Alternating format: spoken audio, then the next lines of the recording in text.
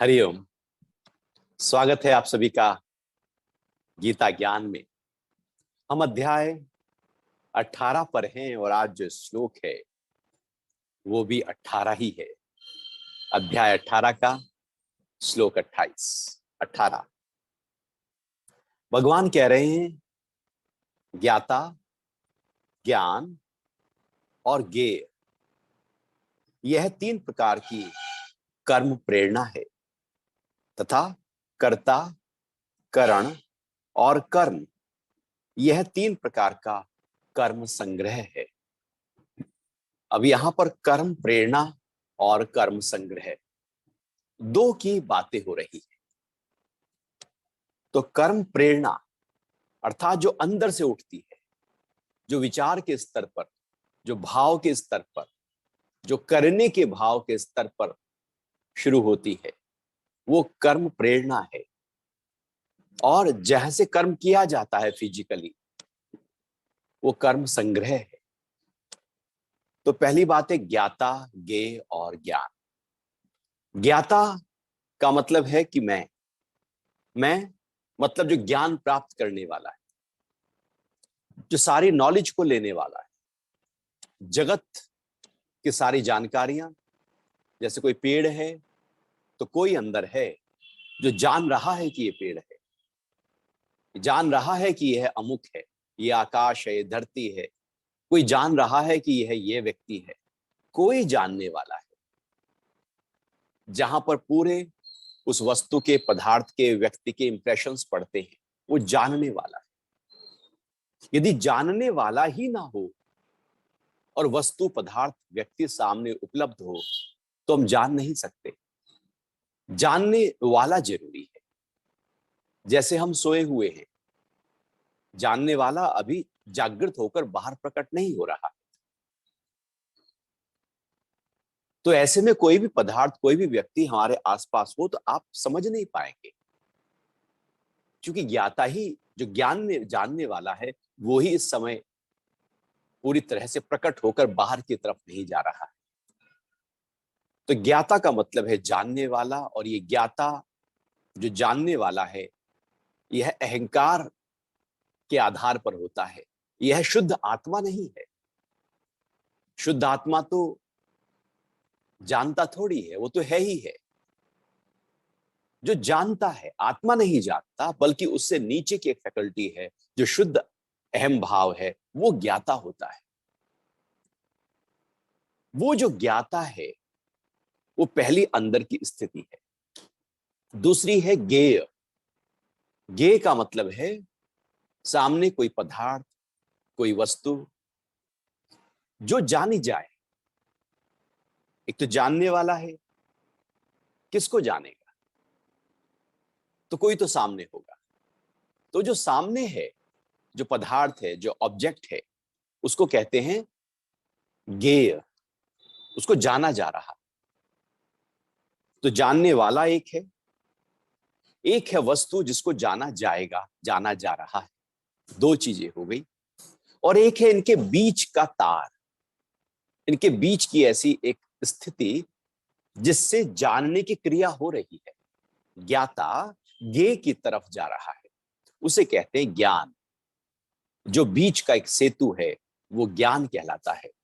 मैं जानने वाला हूं, एक जानने वाली चीज है, और एक ज्ञान है जिससे पूरे का पूरा, जैसे मैं देख रहा हूं, एक आंख है और एक सामने कोई पेड़ है, और आंख पेड़ को देख रही है, वो देखने की क्रिया भी हो रही है।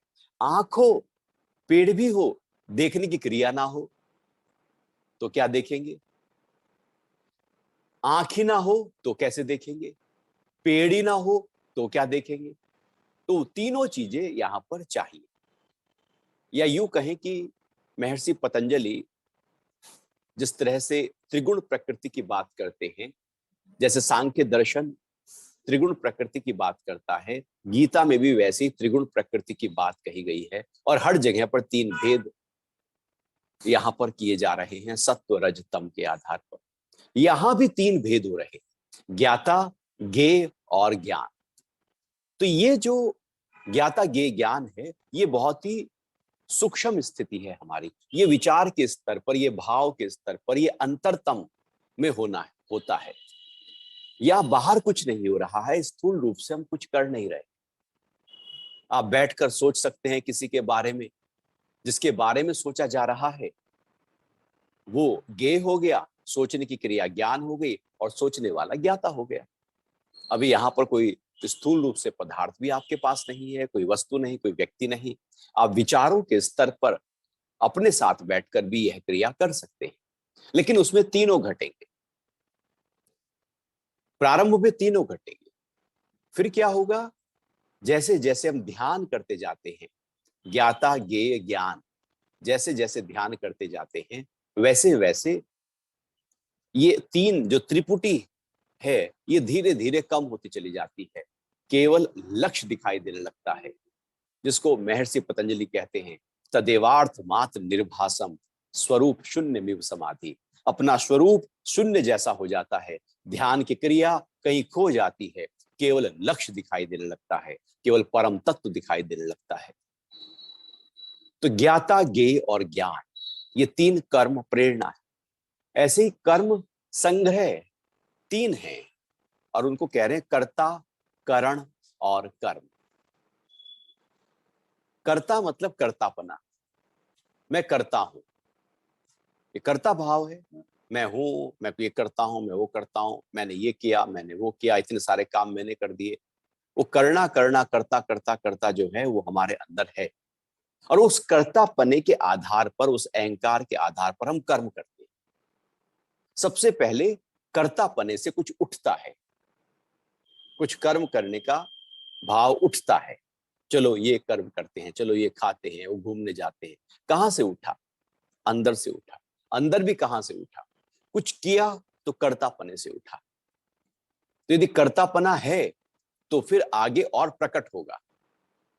कर्तापना जब हमारे अंदर होता है तो फिर हम करण, करण कहते हैं इंद्रियों को, फिर उस कर्तापने को, उस कर्ता से उठा हुआ उस विचार, उस ख्याल को पूरा करने के लिए अब इंद्रियों का हम सहयोग लेते हैं।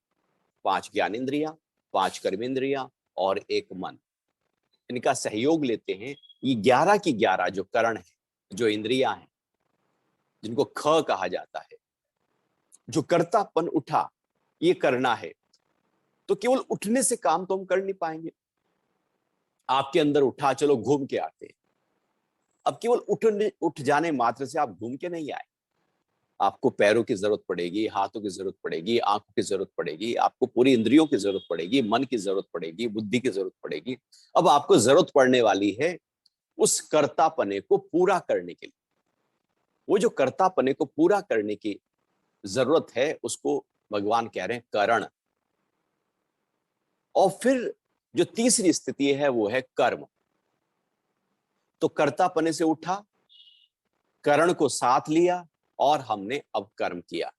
अब हम घूमने चले गए, घूमने का कर्म हो गया। अब हमने खाना खा लिया, अब हम पार्टी में हो आए, अब हमने कहीं दूर जाकर एंजॉय कर आए, तो कर्म भी हो गया।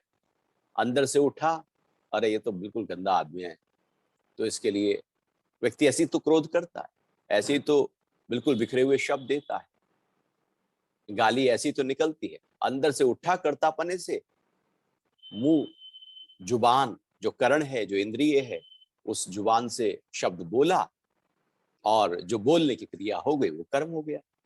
तो कर्तापने से उठता है, करण सहयोग देता है और कर्म फिर हो जाता है।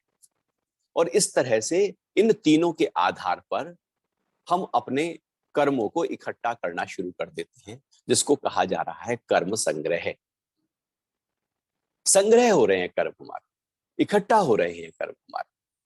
जैसे हम जमा करते रहते हैं चीजों को, पैसे को, कपड़े को, चप्पलों को, करते रहते हैं ना घर में। पुराने पुराने कपड़े गठरी बांध के रखने, वो काम भी नहीं आने वाले लेकिन गठरी बांधी हुई है। वो पुराने चप्पल काम भी नहीं आने वाले लेकिन रखी हुई है। वो सब स्टोर में पता नहीं क्या क्या गंद भर देते हैं। ऐसे ही कर्म संग्रह भी होता है, जिसकी जरूरत नहीं थी जीवन में उसको भी हमने इकट्ठा कर लिया। वो भी कर्म कर बैठे, वो भी बोल बैठे, देख बैठे, सुन बैठे, कर बैठे, और वो चित्त में जाकर इकट्ठा हो गया।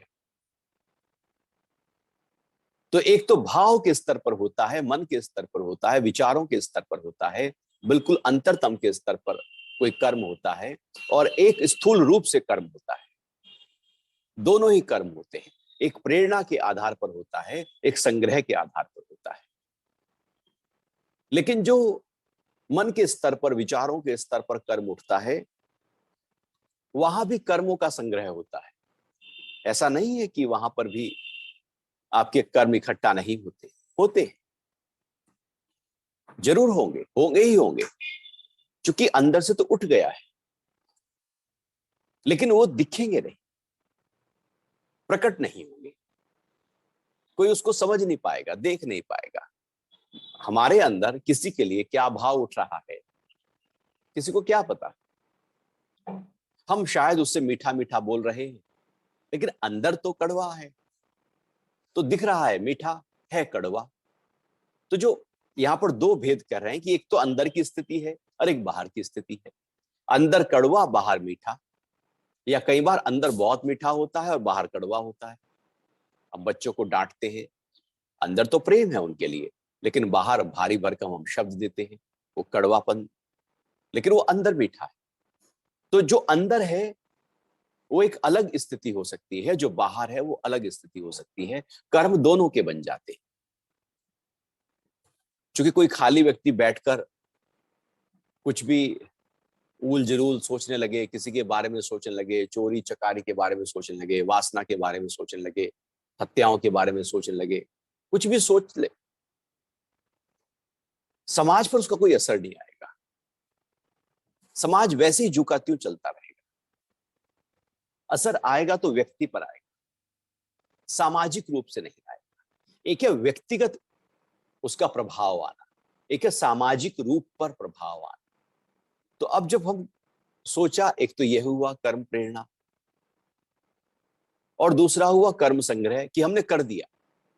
अब वो चोरी कर दी, वो डकैती डाल दी, वो मर्डर कर दिया, वो गाली दे दी, वो कुछ ऐसा कर दिया, झूठ बोल दिया, वो कर्म हो गया। अब वो समाज में बाहर चला गया। अब बाहर चला गया तो अब समाज से हम उससे बंध जाएंगे, वो स्थूल कर्म हो गया। आप बैठे हो आराम से, ज्वेलरी की दुकान पे बैठे हैं और व्यक्ति सोच रहा है यार क्या ज्वेलरी है, काश मेरी होती, काश मैं उठा लेता, चुरा लेता। उल जुलूल बातें तो व्यक्ति के मन में आएंगी। तो वो जो मन में चल रहा है वो सीसीटीवी कैमरा नहीं कैच कर सकता। लेकिन आपने उठाकर भाग गए तो सीसीटीवी कैमरा कैच कर लेगा। अंदर भाव अच्छा चल रहा है तो भी कैच नहीं कर पाएगा, बुरा चल रहा है तो भी कैच नहीं कर पाएगा। एक ये अंदर की स्थिति है और एक पूरी बाहर की स्थिति है, हम जो कर रहे हैं। तो जो कर रहे हैं वो कर्म संग्रह है, और जो विचार कर रहे हैं, सोच रहे हैं, वो कर्म प्रेरणा है। तो दो ही रूप में हमारे द्वारा कर्म होते हैं। तो हमें दोनों रूप से अपने आप को ध्यान देना होगा कि दोनों रूप से हमारे जो कर्म है वो ठीक हो, वो बिखरे ना, अंदर से भी ना बिखरे, बाहर से भी ना बिखरे। अंदर भी हम शुद्ध रहें, पवित्र रहें, अच्छे भाव रहें, और बाहर भी हमारे वैसे ही कर्म हो। क्योंकि जब तक हमें पता नहीं होगा तब तक हम कर्मों को करेंगे कैसे। अंदर का भाव ही शुद्ध नहीं है तो कर्म ही शुद्ध कैसे होंगे। अंदर शुद्धता है तो बाहर भी शुद्धता है। ऐसे कर्तापने से कोई भाव उठा, जैसे उठा उसको उस समय रोका जा सकता है यदि कोई गलत भाव है। उठा किसी को कुछ अपमान करने का भाव, अभी उठ ही रहा था, आप रोक सकते हैं, उस समय उसके मालिक हैं हम। कोई ज्यादा कोशिश करने की जरूरत नहीं, कोई जद्दोजहद की जरूरत नहीं, शांत किया जा सकता है।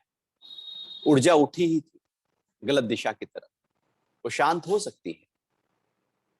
लेकिन यदि वो उठ गई और फिर आपने करण से, इंद्रियों से उसको कर डाला, बाहर की तरफ प्रकट हो गया, तो फिर शांत करना मुश्किल है, उसको लौटाना मुश्किल है। ज्ञाता के स्तर पर भी वही शांत कर सकते हैं, कर्ता के स्तर पर भी वही रोका जा सकता है। लेकिन बाहर यदि प्रकट हो गया तो विचार के स्तर पर कर्म बन जाएगा या कर्म के स्तर पर कर्म बन जाएगा। अध्यात्म हमको दोनों ही स्थितियों में मजबूती देता है कि अंदर से भी आरंभ का त्यागी बनो।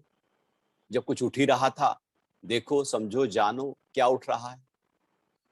उसको तवज्जो दो, उसको ध्यान दो, क्या उठ रहा है, क्यों उठ रहा है, ये बार बार क्यों उठ रहा है, क्या कारण है इसका, उसको शांत करो। ये एक आत्मचिंतन है। अपने साथ बैठकर हम उसको, अपने आप को शुद्ध कर सकते हैं, और अपने साथ बैठकर अपने आप को अशुद्ध भी कर सकते हैं। हम बैठे हैं, उल जुलूल सोच रहे हैं, ये सोच रहे हैं, वो सोच रहे हैं, जिससे कोई लेना देना नहीं है। हमने अपने आप को अपवित्र कर दिया, मलिन कर दिया, मल से भर दिया, गंदगी से भर दिया। भाव के स्तर पर, विचारों के स्तर पर हम अशुद्ध हो गए। शुद्ध भाव रहा ही नहीं हमारा, क्योंकि हमने वो सोचा जो पर था, पर चिंतन कर लिया। आत्मचिंतन करना शुद्धि है, पर चिंतन करना अशुद्धि है। तो हम विचारों के स्तर पर चिंतन कर लेते हैं। तो इस तरह से अध्यात्म के माध्यम से, ध्यान के माध्यम से हम उसको भी थाम लेते हैं।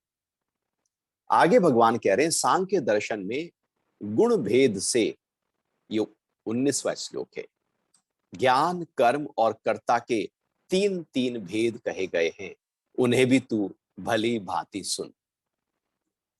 अब सांख्य दर्शन, चूंकि वो सत्व रज तम के आधार पर प्रकृति की सृष्टि की जो रचना हुई है वो जानता है, वो ऋषि जानता है, वो कपिल मुनि जानते हैं जिन्होंने सांख्य दर्शन लिखा। और वो जानते हैं कि जैसे इलेक्ट्रॉन, न्यूट्रॉन, प्रोटॉन है, ब्रह्मा विष्णु महेश है, तीन से ही सृष्टि बनी है। तीन जैसे रस्सी की तीन लपेटे होती हैं, उनसे ही पूरी रस्सी बनती है। तो यहाँ सब कुछ तीन भागों में बंट जाता है, भाव तीन भागों में बंट जाएंगे। तो भगवान कह रहे हैं ज्ञान, कर्म और कर्ता, ये तीनों भी सांख्य दर्शन के अनुसार इसके भी तीन भेद कहे गए। तो कौन कौन से भेद हैं? 20वां श्लोक अब उसकी व्याख्या करता है। जिस ज्ञान से मनुष्य पृथक पृथक सब भूतों में एक अविनाशी परमात्मा को समभाव से अविभक्त देखता है, उस ज्ञान को सात्विक ज्ञान। अब बात हो रही है सात्विक ज्ञान की। क्या है सात्विक? सात्विक ज्ञान क्या है? तो कह रहे हैं जिस ज्ञान से, ऐसा ज्ञान, ऐसा आत्मज्ञान जो हमारे अंदर फूट गया है, प्रकट हो गया है, अनुभव हो गया है, वो ज्ञान आ गया है अपने होने का, अपने स्वरूप का, अपने शुद्ध चैतन्य रूप का, अपने आप का। अभी जैसे ज्ञान है अपने नाम का, अपने धन का, अपने कारोबार का, अपने गृहस्थियों का, अपने दोस्तों का, ये ज्ञान है। ये अशुद्ध ज्ञान है जो जगत का है। एक शुद्ध ज्ञान है जो निराकार का है, जो साकार से परे है, जो आंखों से दिखने से परे है। तो जिस ज्ञान से मनुष्य पृथक पृथक सब भूतों में, अब जैसे सब मनुष्य हैं, इतने सारे लोग आप देख रहे हैं मेले में कहीं, तो सब में इतने अलग अलग मनुष्य हैं, इतने सब प्राणी हैं। उन सब में जो व्यक्ति एक ही परमात्मा को देख रहा है, वो मनुष्यों को अलग अलग, मनुष्य अलग अलग हैं, लेकिन परमात्मा सब में एक है। या जिसको भी देखता है कि यदि पेड़ देखा तो हर पत्ते में वही परमात्मा जो का त्यों विद्यमान है, हर मनुष्य में परमात्मा वैसे ही विद्यमान है।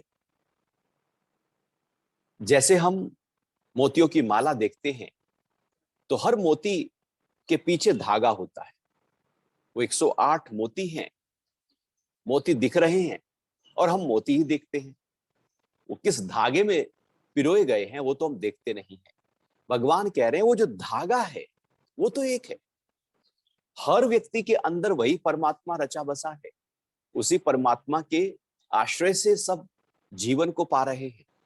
यदि हमने उस परमात्मा को देखा, परमात्मा कब देखेंगे? जब पहले अपने अंतरतम में परमात्मा को हमने देखा होगा। यदि अंदर ही नहीं देखा तो बाहर कैसे देखेंगे? क्योंकि मैं भी तो पृथक पृथक देख रहे हैं, तो मैं भी तो उसी का ही हिस्सा हूं। तो मुझ सहित सब में एक ही परमात्मा विद्यमान है। जैसे वो धागा हर मोती को लेकर अपने साथ चलता है और माला बना देता है, ऐसे ही पूरे परमात्मा हर मनुष्य में है विद्यमान। पृथक पृथक मनुष्य हैं, परमात्मा एक है, को समभाव से अविभक्त देखता है। यह जो समभाव है, यह सात्विक ज्ञान है, अविभक्त, कोई अलग अलग नहीं है। अभी तो हम कहते हैं ये मेरे वाला है, ये मेरे वाला नहीं है, ये तो भैया इससे मेरा स्वार्थ सिद्ध होगा तो ये नजदीकी मामला है, और इससे मेरा स्वार्थ सिद्ध नहीं होगा तो दूर का है। कोई अच्छे अच्छे बोल जाए तो हम उसको अपना बना लेते हैं, कोई बुरा बोल जाए तो उससे हम द्वेष कर बैठते हैं। हम तो एकदम अपना या पराया देखते ही अपना पराया करने लगते हैं, अच्छा बुरा करने लगते हैं, मोटा पतला करने लगते हैं, काला गोरा करने लगते हैं, लंबा गिटका करने लगते हैं। मेरे देश का या परदेश का, मेरी जात का या मेरी जात का नहीं है, मेरी बिरादरी है या नहीं है। हम तो ऐसे ही एकदम भेद कर बैठते हैं, देखा नहीं कि भेद खड़ा हुआ। व्यक्ति को देखते ही हमारे अंदर भेद आ जाता है, अरे वो जा रहा है अपने वाला। तो जो भेद बुद्धि है हमारी, वो द्वैत की बुद्धि है। वो कभी भी उस परमात्मा को सब जगह देखने नहीं देगी। क्योंकि हमने मोटा देख लिया, काला देख लिया, गिटका देख लिया, अच्छा देख लिया, अमीर देख लिया, गरीब देख लिया, गोरा देख लिया, तो परमात्मा कहाँ देखा? हमने तो शरीर देखा, उसका नाम देखा, उसका पद देखा, उसका धन देखा, और उससे हम प्रभावित हो गए। क्या उसमें परमात्मा उतना नहीं है जितना एक गरीब में है? अमीर से अमीर व्यक्ति में परमात्मा उतना ही विद्यमान है जितना गरीब से गरीब व्यक्ति में विद्यमान है। देश का सबसे बड़ा व्यक्ति हो किसी भी दृष्टिकोण से, उसमें ही परमात्मा उतना ही विद्यमान है जितना देश का सबसे छोटा व्यक्ति किसी भी दृष्टिकोण से आप देखें उसमें जितना विद्यमान। वो परमात्मा हर जगह अपना पूरे का पूरा दस्तक दे रहा है। ये अमीरी, ये गरीबी, ये पद, ये तो बाहर की चीजें हैं। ये भेद हम नहीं कर सकते। हम भेद क्यों करें? हम उसको बाहर से क्यों देखें? उसको अंदर से देखो। हम अंदर से नहीं देखते। अंदर से न देखने के कारण से वो सात्विक ज्ञान नहीं हो पाता। सात्विक ज्ञान है कि बस अंदर से देखो। अंदर से देखो, यदि देश का प्रधानमंत्री है और गरीबी रेखा से नीचे बिल्कुल सबसे निचला स्तर पर रहने वाला व्यक्ति है, दोनों में परमात्मा जू के त्यों विद्यमान। परमात्मा ने भेद नहीं किया, हम ही भेद कर लेते। ये हम जो भेद करते हैं उससे भेद बुद्धि खड़ी हो जाती है। वो समभाव हमारा कहीं खो जाता है। हमारे अंदर समभाव हो, समत्वम योग उच्यते।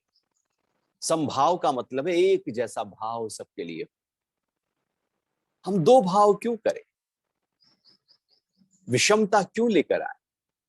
तो जो विषमता लाता है वो सतगुण में नहीं रहता।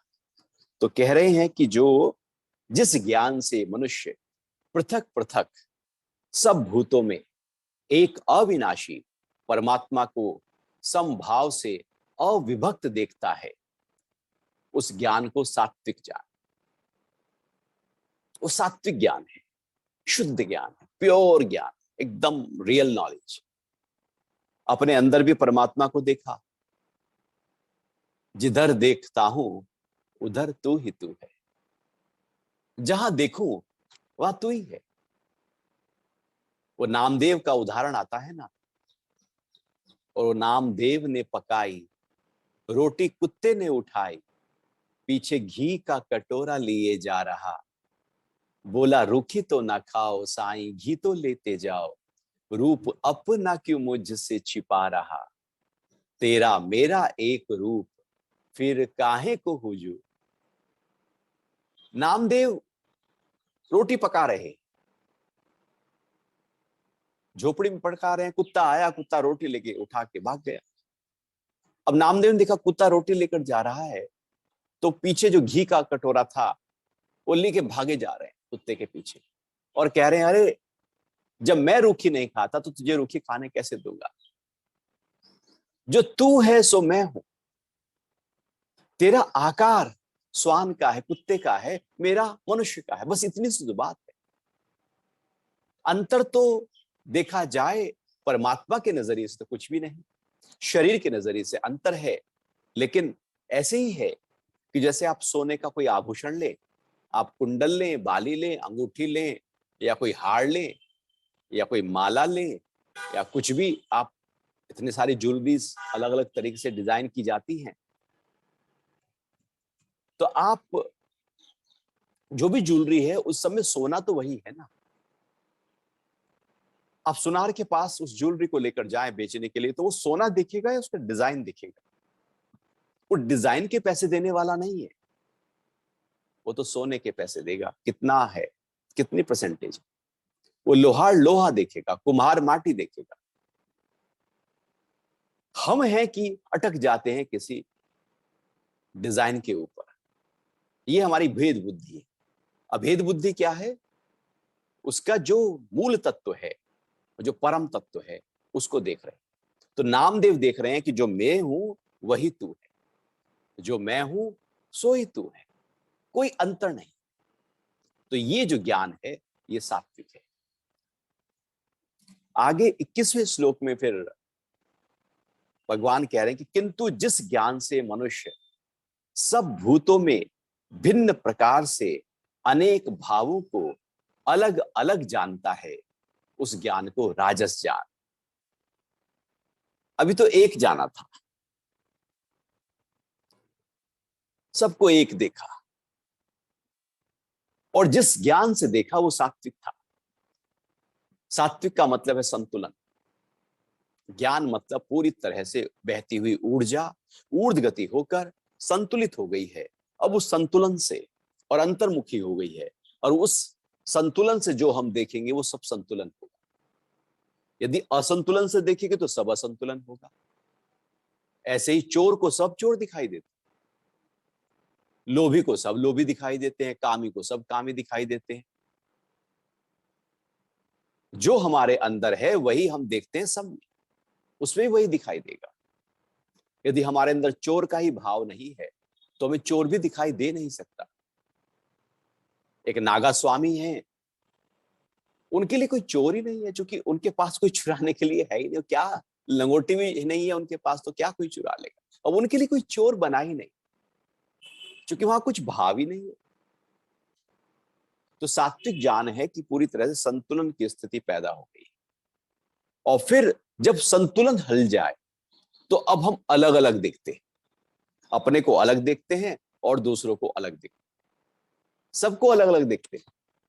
और अक्सर हम इसी में ही रहते हैं, हम सबको अलग अलग देखते हैं।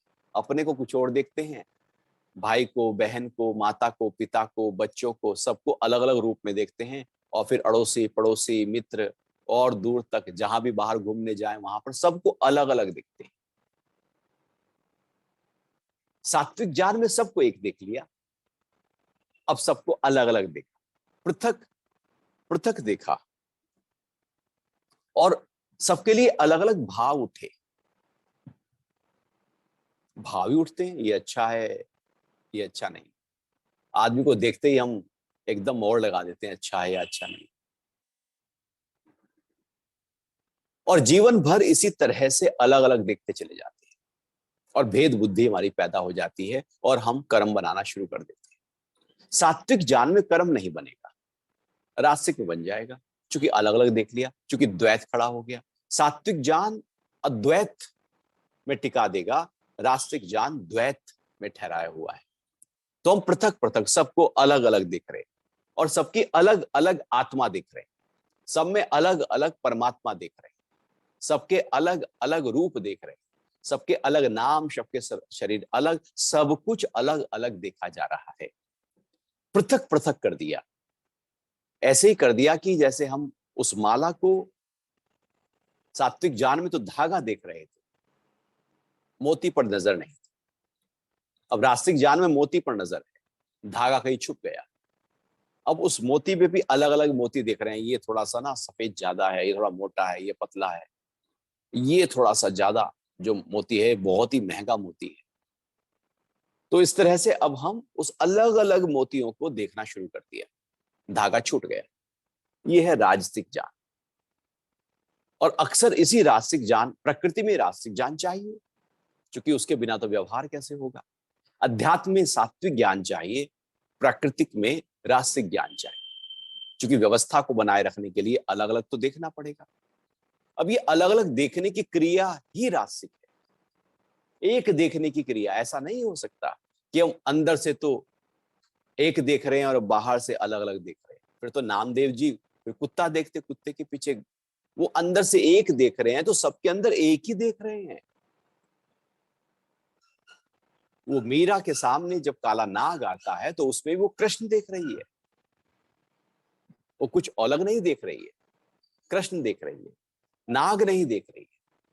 क्योंकि परमात्मा वो स्थिति अब अंदर प्रकट हो गई है कि जहां पर अब सबके अंदर उस दिव्यता का अनुभव हो रहा है। लेकिन रास्तिक ज्ञान में ऐसा नहीं होता। हम अलग अलग भेद बुद्धि के साथ में लोगों को देखते रहते हैं, देखते रहते हैं और सुखी दुखी होते रहते हैं, परेशान परेशान होते रहते हैं। और ये लगातार क्रिया हमारे साथ होती रहती है और इसी के कारण से उलझे रहते हैं। क्योंकि पृथक पृथक देखा, पृथक पृथक भाव उठे, पृथक पृथक व्यवहार किया, सब कुछ हमने सबके साथ अलग अलग किया जो जगत के लिए चाहिए। क्योंकि एक है समभाव, एक है समवर्तन। समभाव तो सबके लिए एक हो, लेकिन संवर्तन कैसे एक करोगे? भाव एक रखा, लेकिन जब हम बरतने जाते हैं तो हम सबके लिए अलग अलग बरतते हैं। और जैसे ही सबके लिए अलग अलग बरतना शुरू करते हैं, वहीं पर हमारा ज्ञान सत्व से हटकर रजस में आ जाता है। पृथक पृथक देखना शुरू कर दिया, पृथक पृथक अलग अलग अनेक भाव हर व्यक्ति के लिए पैदा होने शुरू हो गए। ये कर्म की प्रक्रिया है, ये प्रकृति की प्रक्रिया है, ये जीवन की धारा है। एक है अध्यात्म की धारा जिसमें अंतर्मुखी यात्रा हो रही है, जो सात्विक ज्ञान है। एक है बाहर की तरफ यात्रा हो रही है, जो प्रकृति की संभाल हो रही है, वो राजसिक ज्ञान। और एक तीसरा ज्ञान है जो तामसिक है। उसके लिए भगवान कह रहे हैं कि किंतु जिस ज्ञान के द्वारा मनुष्य एक कार्य रूप शरीर को ही सब कुछ मानकर उसी में आसक्त है, तथा जो युक्ति रहित, तात्विक, अर्थ से रहित और तुच्छ है, वह तामस कहा गया है। श्लोक 22। जिस ज्ञान के द्वारा मनुष्य एक कार्य रूप शरीर को ही सब कुछ मान लेता है, अब और निचली कैटेगरी हो गई। अभी तो सब में देखा था, अलग अलग देखा था, पृथक पृथक देखा था, अपने में भी देखा था तो सब में भी देखा था। अब और सिकुड़ गए हम, धीरे धीरे सिकुड़ते जा रहे हैं, इकट्ठा होते जा रहे हैं। जैसे कोई भयभीत व्यक्ति सिकुड़ कर कोने में बैठ जाता है, ऐसे ही तम गुण भी, सत्वगुण ऐसे विशाल है, विराट है, फैलाव देता है। रजोगुण थोड़ा सा और समेट देता है और तमोगुण में और सिमट जाते हैं। अब उसमें हम कह रहे हैं कि ये जो शरीर है ना, बस यही सब कुछ करता है, इस शरीर से ही सब कुछ होता है। हमने समेट दिया अपने आप को और इसको ही सब कुछ मान लिया जाता है। अब परमात्मा कहीं खो गए, आत्म तत्व तो कहीं खो गया, शरीर को सब मान लिया। और बहुत सारे लोग ये कहते हैं बस शरीर है तो सब कुछ है, शरीर ही तो है। शरीर कौन चला रहा है, किसके आधार पर खड़ा है, किसके आधार पर जन्मा है, किसके आधार पर मौत होगी, किसके आधार पर शरीर बीमार होता है, किसके आधार पर शरीर स्वस्थ हो जाता है, वो आधार क्या है, किस पे खड़ा है, ये जहां किस पे खड़ा है, ये बिल्डिंग किस पे खड़ी है, कौन सा आधार? वो आधार छूट जाता है तमस में। तमस ज्ञान केवल शरीर पर केंद्रित हो जाता है। इसलिए वो शराबी, वो जुआरी, वो पियक्कड़, वो नशा करने वाला, वो काम भोगी, वो क्रोधी, वो सब तमस में आ जाएंगे, क्योंकि वो केवल और केवल अपने तक सीमित हो जाएंगे। दुनिया जाए भाड़ में, उन्हें परवाह नहीं है। वो सुबह कमाएंगे, दिन भर दिहाड़ी मजदूरी करेंगे और शाम को घर आते आते वो क्या कहते हैं, अद्धा पौवा थैली सब ले आए। वो घर वालों के पास खाने को नहीं है, लेकिन उनको पीना है, उनको केवल अपना देखना है, उनको सिगरेट फूकनी है, उनको केवल अपना देखना है, उनको जुआ खेलना है, घर वालों से कोई मतलब नहीं। वो बिल्कुल अपने तक सीमित हो जाता है व्यक्ति। जो केवल अपने तक सीमित हो जाए और अपने तक सीमित रहकर वो काम करना शुरू कर दे और जीना शुरू कर दे, ऐसे बहुत से लोग दिख जाएंगे आपको, जो केवल और केवल अपना अपना अपना वो देखते रहते हैं और शरीर को ही सब कुछ मानने लगते हैं और शरीर को ही पूजने लगते हैं, शरीर का ही ध्यान देने लगते हैं। वो उल्टे से तरीके से देंगे। लेकिन शरीर पर ही केंद्रित होंगे। और शरीर के प्रति आसक्त होंगे, अटैच होंगे। शरीर के प्रति जब आसक्त हो जाते हैं तो हम शरीर का ध्यान अच्छी तरह से नहीं रख पाते। शरीर के स्वास्थ्य को और वृद्धि देने के लिए शरीर से डिटैच होना पड़ेगा, उसे दूर से देखना पड़ेगा, उसको समझना पड़ेगा, इसको क्या खिलाना है, क्या पिलाना है। तभी तो हम डिटैच हैं तो समझ पाएंगे क्या सही है क्या नहीं, क्या सूट करेगा क्या नहीं। अटैच हो गए तो हम सब कुछ खा लेंगे। गोलगप्पा सामने आया वो हप, रसगुल्ला आया वो हप, जो आएगा सब खा लिया, जो आए सामने दिखेगा वो कर्म कर लिया, हम कुछ भी करें क्योंकि हम उससे अटैच हो गए, अब अलग नहीं रहे।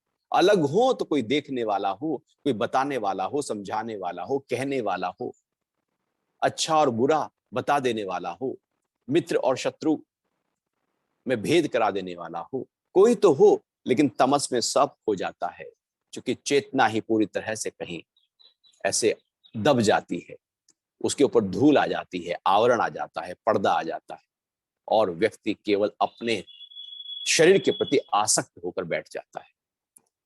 और फिर कह रहे हैं तथा युक्ति रहित। अब उसके अंदर युक्ति नहीं रहती, बुद्धि भी कार्य नहीं करती, कोई टेक्निक नहीं रहती, कोई विधि नहीं रहती, कोई विधान नहीं रहता, कोई शास्त्र सम्मत बातें नहीं रहती, कोई गुरु की वाणी का असर नहीं रहता। अब कुछ युक्तियां जो हैं, युक्तियों का मतलब होता है आपको आराम से निकाल जाने की एक प्रक्रिया। जहां फंसे हैं किसी समस्या में, किसी उलझन में, तो कोई युक्ति से हम उससे निकल सकते, कोई टेक्निक से उससे निकल सकते। वो टेक्निक खत्म हो जाती है, उसमें उलझ जाएगा व्यक्ति, वो फिर शरीर की संभाल भी नहीं कर पाएगा, वो युक्ति से उसकी बीमारी को दूर भी नहीं कर पाएगा क्योंकि वो युक्ति ही खत्म हो गई। वो कहेगा अरे पी रहे हैं तो पीने दो, लीवर का साइज बढ़ रहा है तो बढ़ने दो, उसमें प्रॉब्लम क्रिएट हो रही तो होने दो। वो फिर युक्तियों से हट जाएगा और दवाई भी नहीं खाएगा, युक्ति रहित हो जाएगा। और जब युक्ति रहित व्यक्ति हो गया तो समझो कि अधोगति चली गई नीचे की तरफ, क्योंकि युक्तियां ही तो ऊपर की तरफ लेकर जा रही है। अब कोई बीमारी है उसका इलाज करा रहे हैं, वो एक उसकी युक्ति है। शरीर सही प्रकार से कार्य नहीं कर रहा है तो हम उसको एक्सरसाइज दे रहे हैं, उसकी युक्ति है। दिन भर आंखें बंद सी रहती है, रात को नींद अच्छी कर रही है, उसकी युक्ति है। आलस्य सा रहता है तो देख, कमजोरी सी रहती है तो देख रहे हैं भोजन ठीक नहीं है, इसका मतलब पौष्टिक तत्व तो सही नहीं है, तो उसकी एक युक्ति है कि पौष्टिक तत्वों के माध्यम से अपने शरीर की संभाल करो। चेहरे पर झुर्रियां रहती है, मुरझाया सा रहता है, तो युक्ति है कि प्रसन्नता लेकर आओ। तो युक्तियों के माध्यम से हम जहां अटक गए हैं वहां से निकल जाते हैं। तो ऐसा व्यक्ति युक्ति से रहित हो जाता है, उसके पास कोई टेक्निक्स नहीं होती, कोई विधियां नहीं होती, कोई तरीके नहीं होते, कोई समाधान नहीं होता। और तात्विक अर्थ से रहित और तुच्छ है। तात्विक जो तत्व है, तत्व क्या है? आत्मा, परमात्मा, प्रकृति, ये तत्व है। प्रकृति को पूरी तरह से तीन गुणों के साथ जान लेना तत्व है। आत्मा को उसके शुद्ध स्वरूप के साथ जान लेना एक तत्व है। जानने की क्रिया तत्व कहलाती है। यदि केवल सुना कि सत्व रज तम तीन गुण है तो तत्व नहीं है, तत्व से जानना नहीं हुआ। जानना मतलब अनुभव कर। अब असलियत में हम ज्ञान की चर्चा करते रहते, शब्दों में ज्ञान थोड़ी होता है। वो तो पराया है, बासी है, किसी का है, किसी ने जाना, हमने सुना है केवल, वो तत्व थोड़ी हुआ हमारे लिए। मैं जब अनुभव करके मैं जानूंगा तो तत्व कहलाएगा। आम कि सब लोग बातें करें, आम मीठा होता है, ऐसा होता है, इतने प्रकार का होता है, लंगड़ा होता है, हाफुस होता है, कलमी होता है, बनारसी होता है, और वो बातें करें, उससे आपको आम का स्वाद का पता नहीं लगने वाला। आप खुद खाएंगे तो आम का स्वाद का पता लगेगा। वो है तत्व ज्ञान कि प्रकृति तीन गुणों से है, पुरुष तीन गुणों से परे है। आत्म शुद्ध रूप मेरे अंतरतम में विराजित है और ये बाहर जो दिख रही है ये प्रकृति है, इसको मैं जानने वाला हूं। तो ये जब जानने की क्रिया प्रकट हो जाए और अंदर पूरी तरह से उसको जान ले तो वो हो गया तत्व से जान।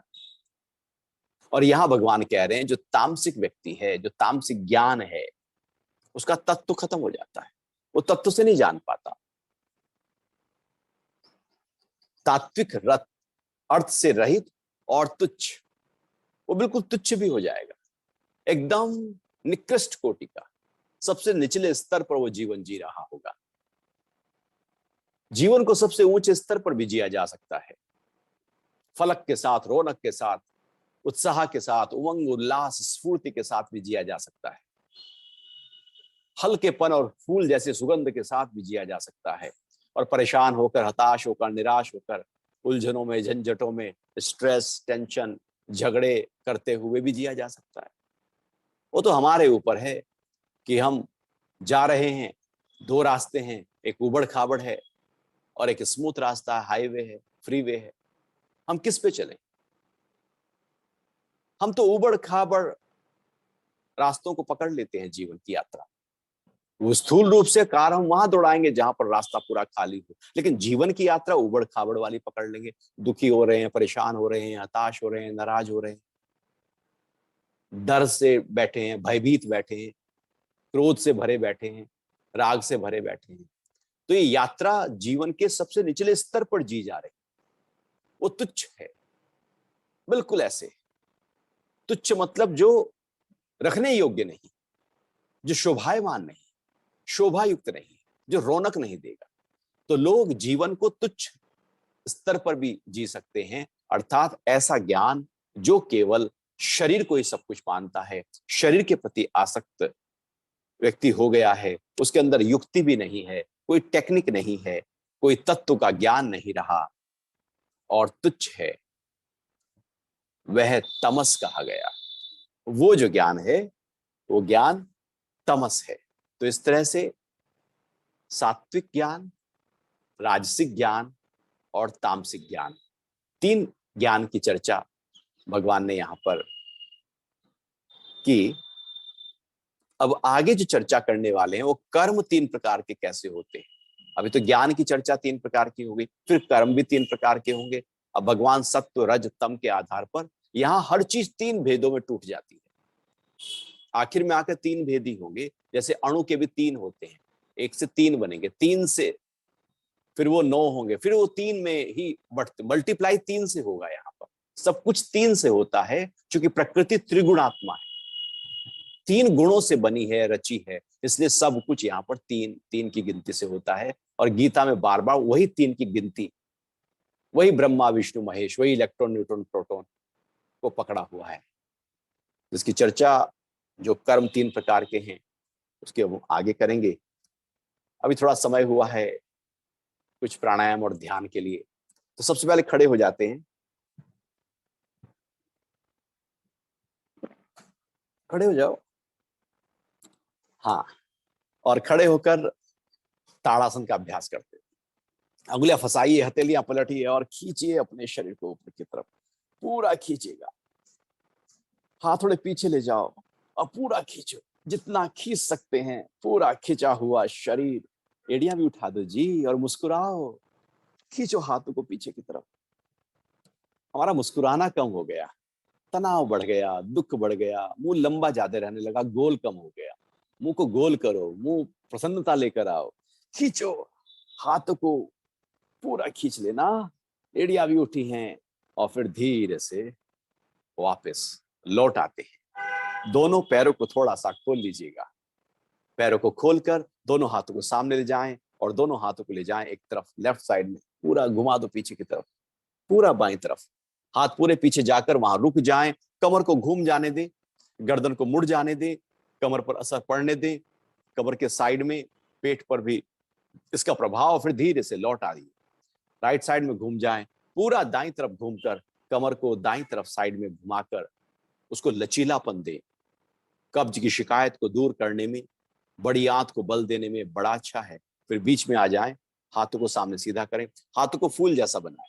सर्वाइकल के लिए अभ्यास कर लेते हैं, उंगलियां फैली हुई हैं, सांस भरें और धीरे से हाथों को उठाएं ऊपर और खींचे हाथों को ऊपर की तरफ, पूरा खींचो, कोहनियों को सीधा करने की कोशिश करो, मुस्कुराएं और फिर धीरे से वापस। घर के सारे लोगों को कह दो जब मैं ना मुस्कुराऊं तो तुम याद दिलाना, और तुम ना मुस्कुराओ तो मैं याद दिलाऊंगा।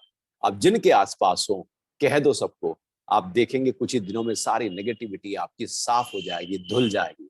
मुस्कुराते ही नकारात्मकता उसी समय साफ हो जाती है। फिर से उंगलियां फैलाएं, श्वास भरें और उठाएं ऊपर, हाथों को खींचे और फिर धीरे से वापस उंगलियां फंसाएं, हथेलियां पलटे हाथ सिर के पीछे, हाथों से आगे की तरफ जोड़ लगाओ, सिर से पीछे की तरफ जोड़ लगाओ, पूरा प्रेशर। हाँ, छोड़ते हैं, हाथों को माथे के ऊपर रखें, हाथों से माथे को जोड़ लगाओ, माथे से हाथों को जोड़ लगाएं, पूरा विपरीत बल, रोके, छोड़ दीजिएगा। सीधा हाथ सीधी तरफ साइड में रखते हैं, हाथ को अंदर की तरफ, सिर को बाहर की तरफ, गर्दन के चारों ओर की मांसपेशियों को स्ट्रेंथनिंग, उनको मजबूती दे रहे हैं। और फिर दूसरी तरफ हाथ अंदर की तरफ, सिर बाहर की तरफ, पूरी तरह से विपरीत बल लगाया, छोड़ देते हैं और बैठ जाएंगे आराम से। अनुलोम विलोम प्राणायाम के लिए सीधे बैठे हैं, सीधे हाथ की प्राणायाम मुद्रा नाक पर ले जाएं, राइट नोस्ट्रल को बंद करें, लेफ्ट से धीरे धीरे सांस भरें अंदर और राइट से निकाल दें।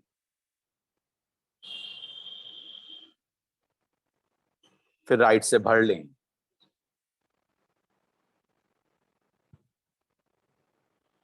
और लेफ्ट से निकाल दें। अच्छा, 10 गिनती गिनते हुए सांस भरना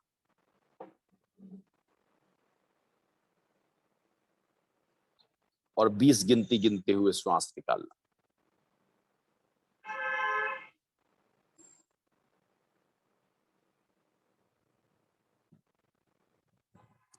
हो सकता है 20 तक ना निकल पाए, 15 तक निकाल दो, फिर सांस भरो 10 गिनती के साथ। बार बार गिनती पर ध्यान रखें, जिससे अपने श्वासों की लंबाई आप बढ़ा सकें। प्रैक्टिस के लिए अच्छा है, उसके बाद फिर गिनती की जरूरत नहीं रहेगी।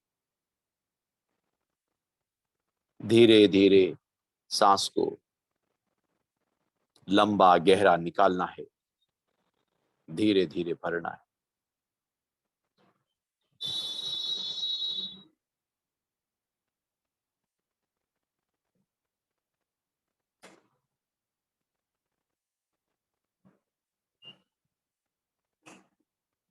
पूरा भरते हुए, पूरा निकालते हुए।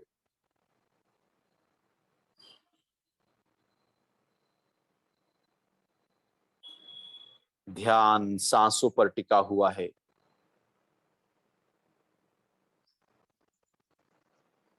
मन सांस से ना हटे, पूरे शरीर में पांचों प्राणों को बल दे रहे हैं। नासिका से हृदय तक प्राण वायु, हृदय से लेकर नाभि तक समान वायु, नाभि से लेकर पैर के अंगूठे तक अपान वायु, गले से सिर तक उदान वायु और पूरे शरीर में फैली है व्यान वायु। ये अलग अलग स्थानों पर रहकर अलग अलग अंगों का संचालन करते हैं, उनका स्वास्थ्य बनाए रखते हैं। उन्हीं पांचों प्राणों को हम संतुलित कर रहे हैं, जिससे पूरे शरीर का स्वास्थ्य बेहतर हो जाए। बढ़ते जाओ और निकालते जाओ। चेहरे पर एक प्रसन्नता लिए हुए, मन में दिव्यता लिए हुए, सीधी कमर, एक सौम्यता के साथ, मधुरता के साथ प्राणों का आवाहन किया जा रहा है। ब्रह्मांडीय प्राण को अपने पिंड में धारण किया जा रहा है, और यही भाव प्रबल है कि ये ब्रह्मांडीय प्राण मेरे इस पिंड को, इस शरीर को स्वास्थ्य दे रहा है। ईड़ा और पिंगला नाड़ियों को हम संतुलित कर रहे हैं। एक से भरा और दूसरे से निकाल दिया।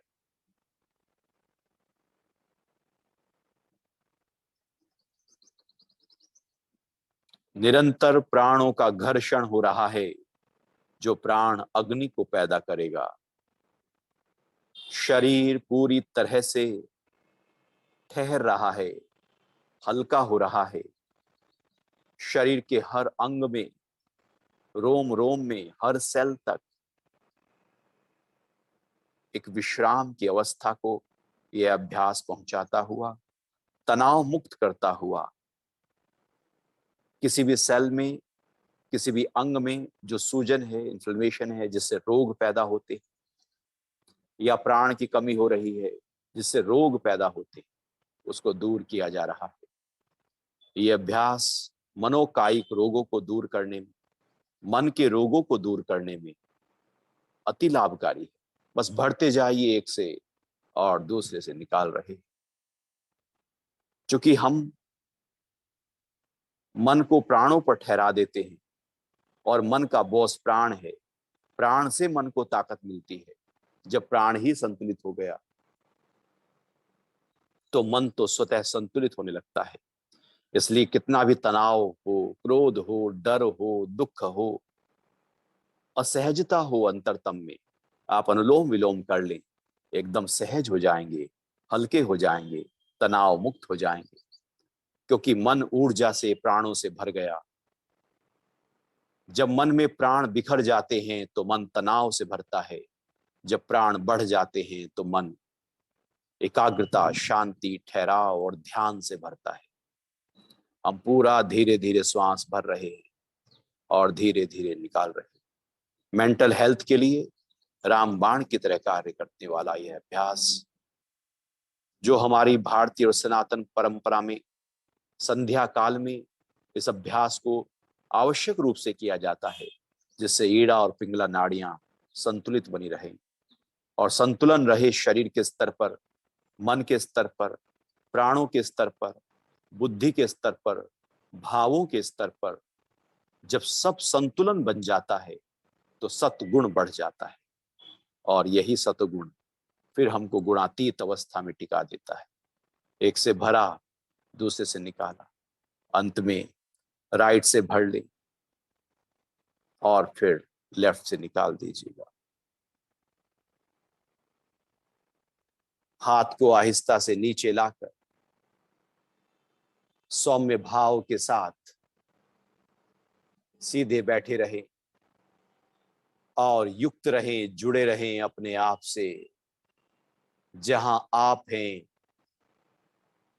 आप हैं, केवल आप हैं। सतोगुणी ज्ञान,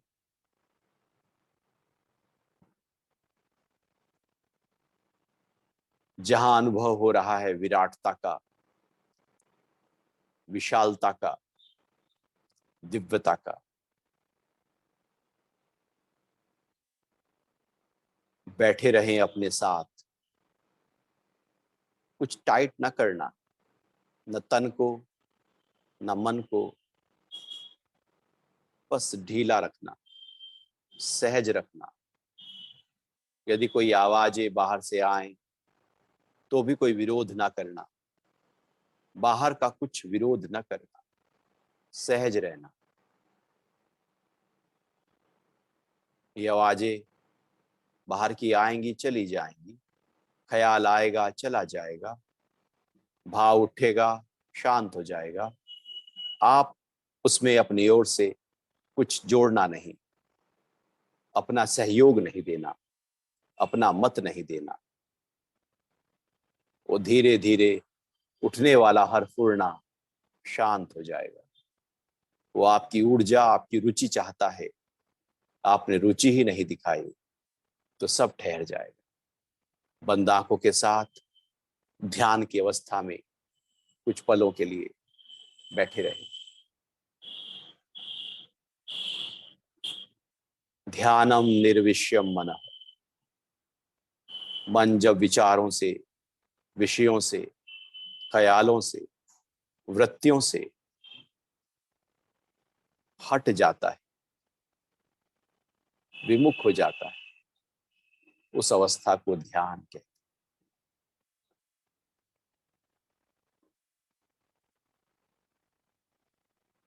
हम जीवन भर दूसरे से जुड़े रहते हैं, ध्यान अपने से जुड़ना है।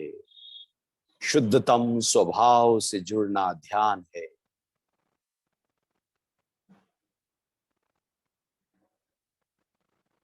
जहां निर्भयता है, जहां अनासक्त है, निष्काम है, जहां अक्रोध है, शांति है।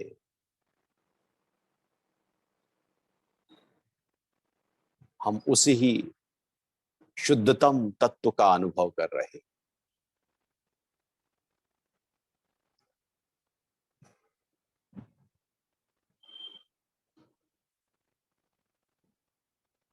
अब धीरे धीरे लंबा सांस भरें और निकालें। सांस जब भरें तो पेट थोड़ा बाहर की तरफ आए, जब निकालें तो पेट दबे।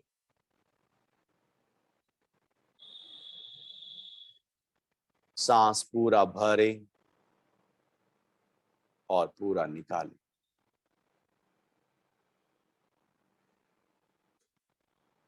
अधिक से अधिक सांस भरते हुए और अधिक से अधिक निकालते हुए।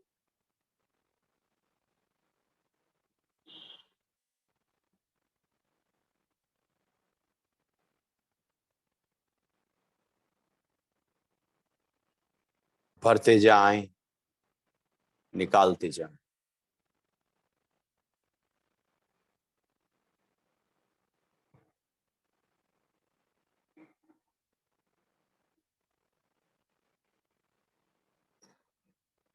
करेंगे ओम का जाप। सांस पूरा भर लीजिएगा। पहले मुंह पूरा खोलेंगे, अ का उच्चारण होगा, मुंह बंद करते जाएंगे, अ ऊ में बदल जाएगा।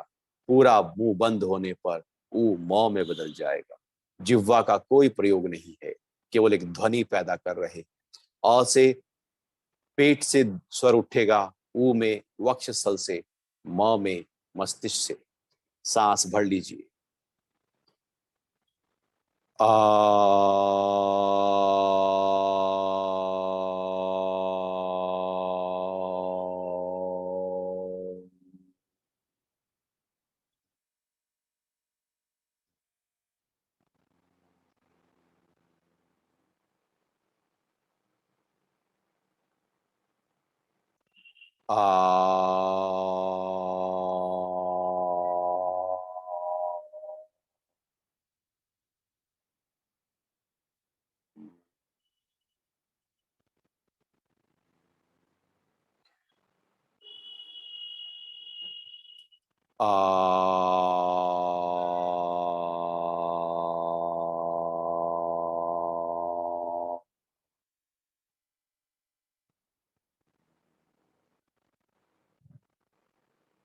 ओम शांति ही, शांति ही, शांति ही।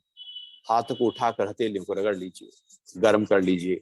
ऊर्जा का संचार हथेलियों की तरफ तेजी से होने लगेगा तो महसूस हो जाएंगी गर्माहट। जब गर्माहट महसूस हो तो इस ऊर्जा को जो पैदा किया आपने घर्षण से, आंखों के ऊपर रख ले और महसूस करें मन को, और मन के अंतरतम की शांति को, ठहराव को। अंधेरा जो शांति लिए हुए है, अंधेरा जो प्रकाश लिए हुए है, धीरे से हथेलियां हटा ले, आंखें खोल लेते। हरिओम। आज के लिए इतना ही।